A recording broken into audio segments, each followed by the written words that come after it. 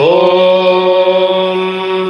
अग्ना विष्णु सजोषसे मा वर्धन्तु वाङ्गिरः युम्नैर्वाजेभिरागतम्